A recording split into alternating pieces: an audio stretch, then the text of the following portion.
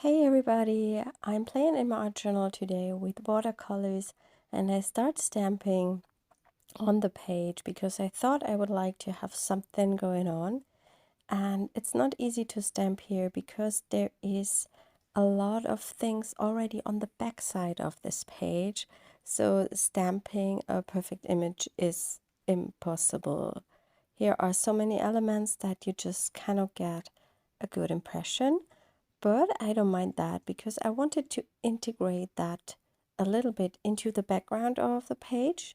So I just add a second leaf from our Pencil Marks stamp set. The Pencil Mark 7 is it. And I then will play with this to build the background with watercolors. I recently I bought some new granulating watercolors, and as I already have a bunch of them, I put together a palette with only my granulating watercolors, and I had a play already. You can see it on the right side here, which also will be a video in the future. And I had so much fun with these colors. I combined them with the neon pink watercolor, and I love how bright everything looks with it. And that's what I'm using here on this spread. I'm using a neon pink, and the rest is all the granulating watercolors. I have them from different brands. I have some from Daniel Smith. I have from some of the Mijello ones. Some of them are new, but some of them were already available in the normal color range, I would say. And I also have some from Viarco and Schminke. Schminke watercolors, especially the granulating ones, are not my favorites.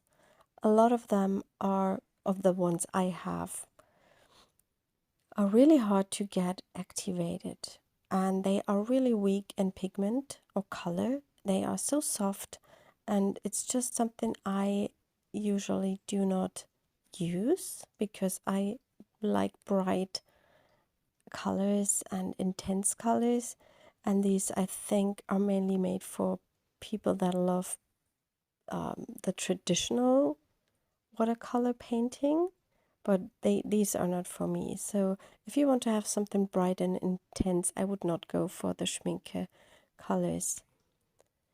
The other colors I've used here is the Aurora Green, I think, from Mijello.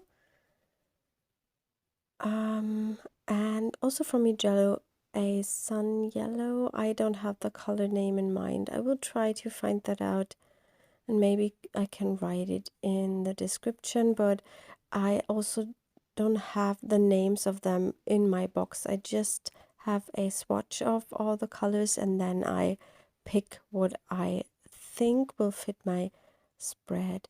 This is the black. I think it's the cobalt black from Mijello.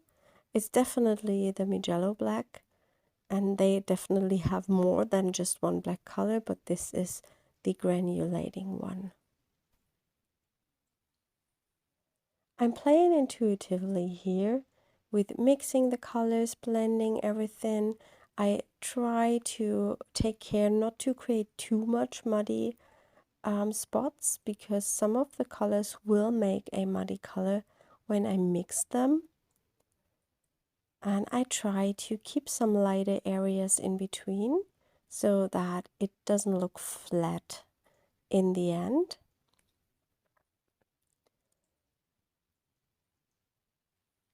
And the journal I'm working in is the journal from Action. It's a very cheap sketchbook. It's not really good with watercolors, but I have primed the page with clear gesso. Clear gesso works amazing with watercolors. I love it so much. When they dry, they don't dry very much lighter, so the colors stay very vibrant on clear gesso.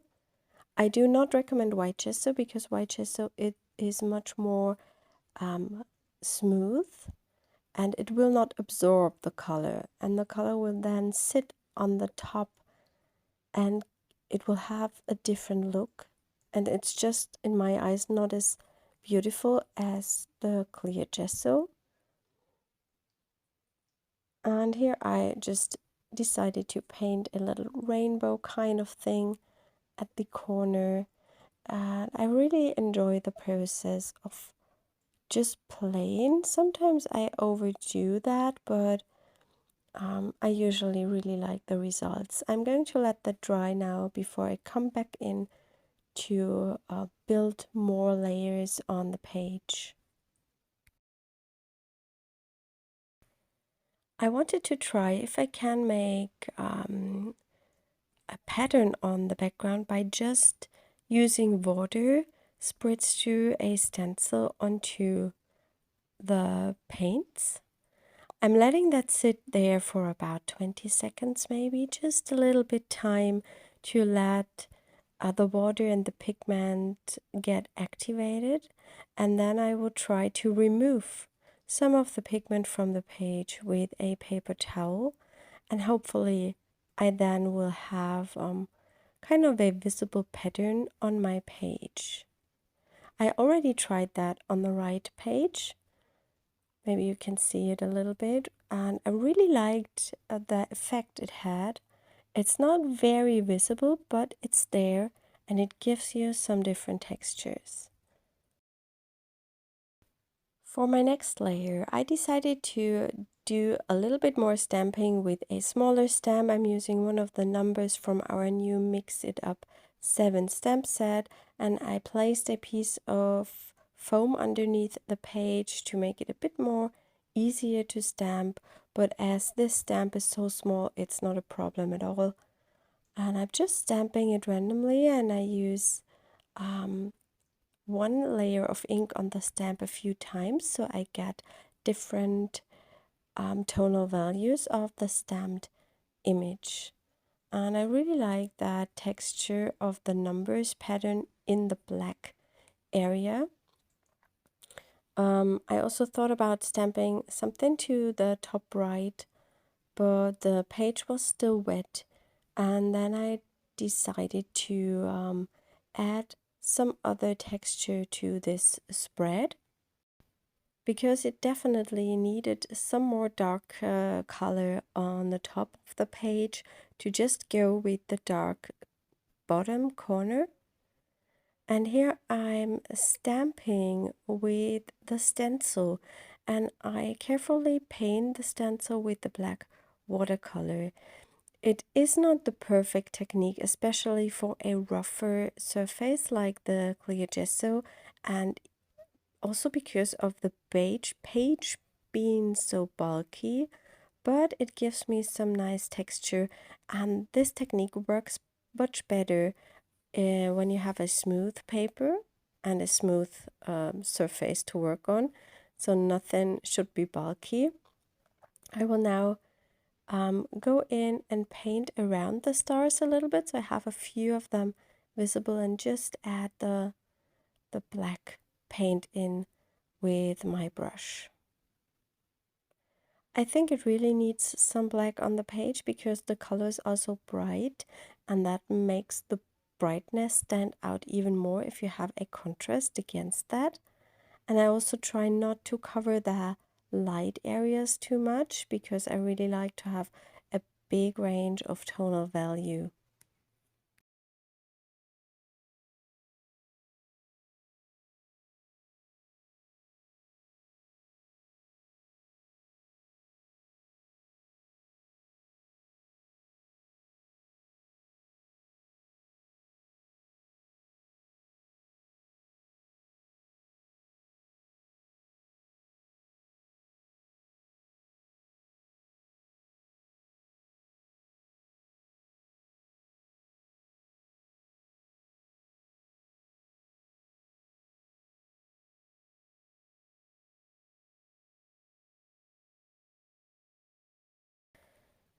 I also decided to paint in a few spots with watercolor, just here and there, a circle with another color in that green again, I think, just to bring in a bit more depth and another layer. I really like layering watercolors also in an abstract painting because you can create depth with it and just some extra interest.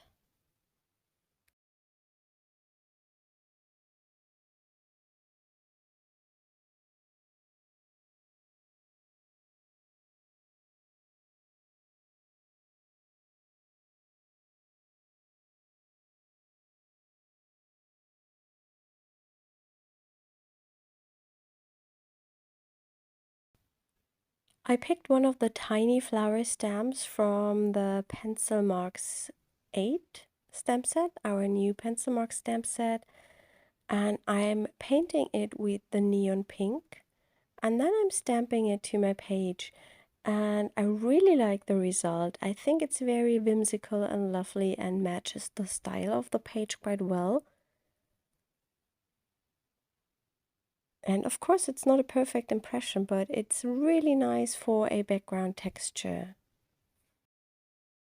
Here I'm making some tiny splatters with my fern brush and the black watercolor paint just to bring in another texture to the spread. I really like color splatters.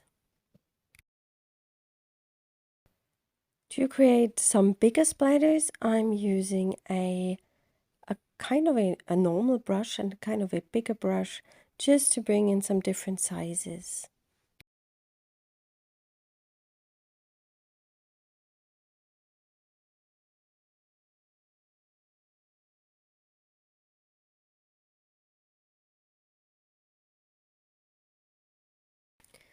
And of course, I'm also making some white splatters to bring in more highlights, and I'm using that Art Graf tailor shape crayon that I use all the time, especially for white splatters. And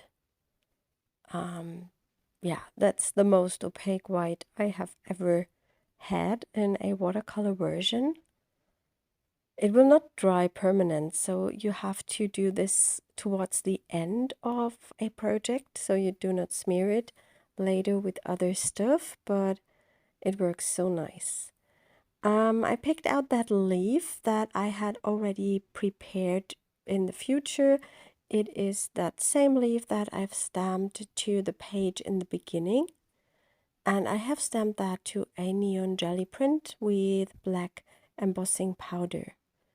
And here I'm gluing it down as a focal element on my page, and it goes really nice with the leaves I have stamped in the beginning. And together with this, I decided to adhere some butterflies, which I had stamped to the same paper. So it's very cohesive, and it also had some neon, so it's perfect for the background. And these were also pre-made. I really like to have something ready to go. To finish the page, I also picked the white Art Graf paint, and I'm painting the word or writing the word fly to my page. I thought the handwritten word would be really nice together with the whole spread, as it's a bit more whimsical, and I think that just looks good together. Yes, and that's my spread for today. I will also have a video for the right page, but that one is not finished yet. And I hope you enjoyed the video and you are inspired, and I wish you a lovely rest of the week. Bye!